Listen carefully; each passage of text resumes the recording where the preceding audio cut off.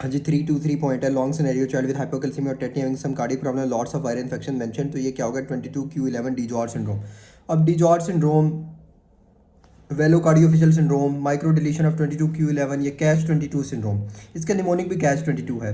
Catch 22 में C stands for what sir? C stands for what? C for cardiac abnormalities, A for abnormal facies, सही है, T for T cell deficiency due to thymic hypoplasia, सही है, और C for cleft palate, और आखिरी H for hypocalcemia because of hypothyroidism, hypoparathyroidism, सही sir. तो cardiac abnormalities, abnormal facies, T cell deficit because of thymic hypoplasia, और cleft palate और hypocalcemia because of hypothyroidism, हाइपोपैराथायराइडिज्म।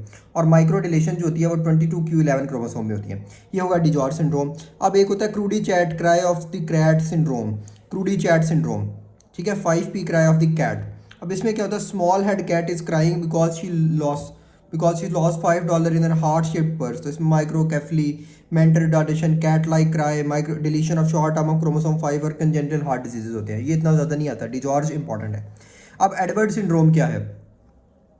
Edward syndrome, E for Edward, E for 18, तो इसमें होती है trisomy 18। अब Edward जो है वो क्या है? प्रिंस एडवर्ड है। प्रिंस एडवर्ड बेसिकली क्या है? वो प्रिंस ऐसा है कि उसका वो इस काबिल नहीं है कि उसको ताज पहनाया जाए। अब ताज क्यों नहीं पहन सकता? क्योंकि उसका जो सर है ना, जो सर है वो छोटा है, माइक्रोकेफली है, और प्रोमिनेंट ऑक्सीपिट है, जिस वजह से ताज उसको फिट इन नहीं हो सकता सर। और बाकी प्रिंस से आप लोगों ने याद रखना, P for prominent occiput, R for rocker bottom feet, I for intellectual disability, एक ये भी वजह है कि जिस वजह से वो ताज नहीं पहन सकता, इंटेलेक्चुअल डिसेबिलिटी, और an for non distinction, most common cause है, और सी फॉर क्लेंच्ड फिस्ट होती हैं उसकी विद ओवरलैपिंग फिंगर्स, और उसमें लो सेट ईयर्स होते हैं। This is Prince Edward. Patau syndrome जो होता है वो होता है ट्राइसोमी 13। अब इसमें निमोनिक है ट्राइसोमी 13, 3M 3P। 3M क्या है? मेंटल रिटार्डेशन, माइक्रोकेफली, माइक्रोप्थेल्मिया, यानी प्रॉब्लम होती है ऑप्टिक नर्व की इसमें, और क्लेफ्ट लिप, पैलेट, और पोलीडेक्टिली। डाउन सिंड्रोम क्या होता है? ये कह लें कि मोस्ट कॉमन क्रोमोसोमल डिसऑर्डर है, most common cause of mental retardation है डाउन सिंड्रोम, और ये ट्राइसोमी 21 होता है, यानी ऑटोफॉर्मल है ये।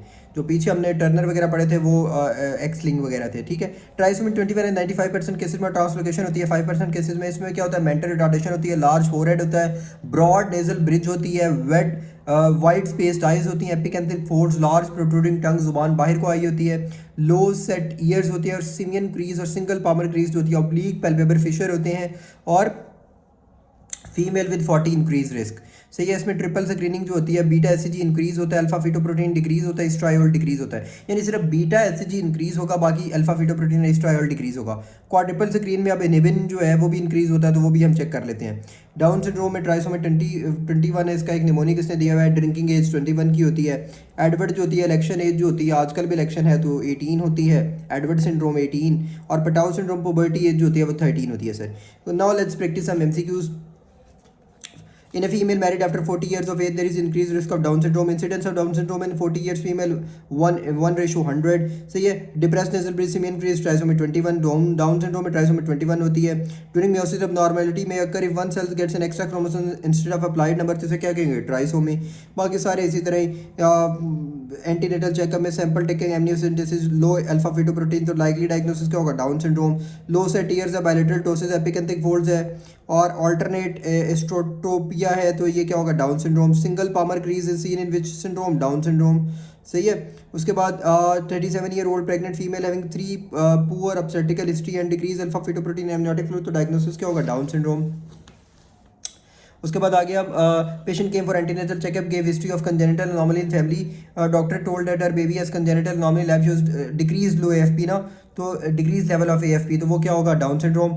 Following is the most commonly associated with mental retardation, down syndrome. अच्छा, अब ये है तो डाउन सिंड्रोम, लेकिन इसमें ओवर एक्सप्रेशन ऑफ जीन होता है, ये भी याद रखना, ये भी एमसीक्यू है। Long scenario of Down syndrome and you take villus sample, you what will you do? Cytogenic abnormalities. So ये Down syndrome is associated with Alzheimer disease. Most common chromosomal abnormality Down syndrome. During meiosis abnormalities may occur if one cell gets an extra chromosome instead of applied number, तो condition को कहते हैं trisomy. ये जो मैं extra MCQs बताता हूँ ना, ये बेसिकली रिसेंट जो एसके सीरीज है उनमें आए हुए हैं, वो अभी रफ़ी में ऐड नहीं हुए। A newborn baby with tetany, calcium level given on examination, there is murmur, baby is suffering from infection by pneumocystis carinii aspergillus herpes simplex, तो डायग्नोसिस क्या होगा? उसमें रिकरेंट इन्फेक्शन होते हैं, डी जॉर्ज 22q डिलीशन में। सही है, catch 22।